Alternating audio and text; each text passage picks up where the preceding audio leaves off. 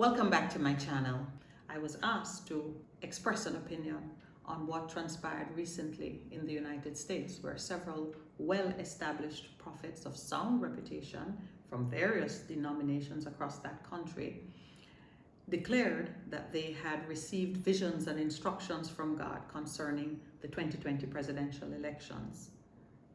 In my circle of friends, I was emphatic in my belief that the prophets had either misunderstood their visions or were delivering an accurate message improperly. I was bold enough to voice my opinion in no uncertain terms, well ahead of the elections, and I invited other persons with an understanding of the prophetic ministry to express their own views. My perspective was based entirely on my ever-increasing awareness of the unchangeable nature of God. My perspective was based entirely on my ever-increasing awareness of the unchangeable character of God. I've made 3 points, which I think are worth bearing in mind when you hear prophecy and you're evaluating prophecy for accuracy or authenticity.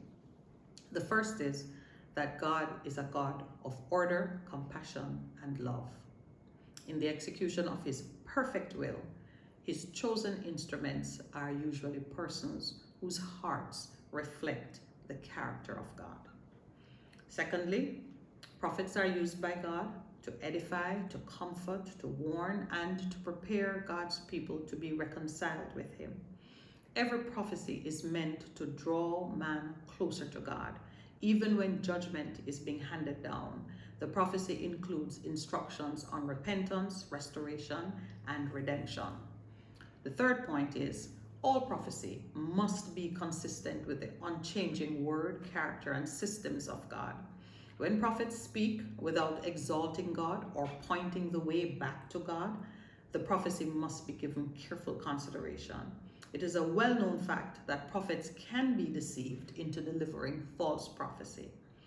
A commentary on this sensitive topic is necessary because when political or business leaders are convinced of their divine entitlement to success or to power, their conduct can destabilize the society.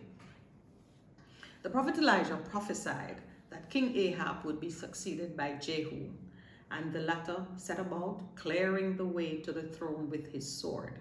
In the book of Hosea, chapter 1, verse 4, another prophecy confirms that the dynasty of Jehu was to be punished for this bloodshed. So while God may permit a certain kind of behavior, in the end, we are held accountable if we act outside of the will and the character of God.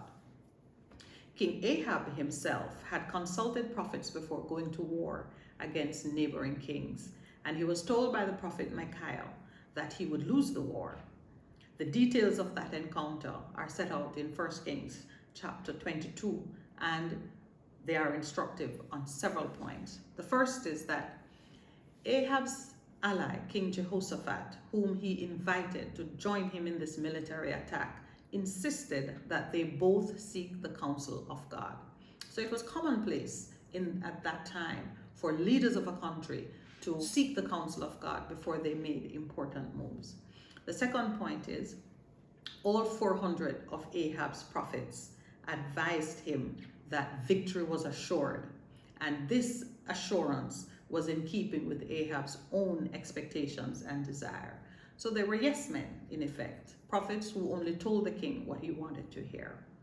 Thirdly, the prophet Micaiah was known as a dissenting voice in the king's court, and when his counsel was sought, he revealed that the 400 prophets had all fallen victim to a deceiving spirit that was sent out to lure Ahab to his death in an ill-advised war. Finally, Ahab's dismissal of this warning from the only prophet who was not prepared to pander to his vanity led to his defeat and death.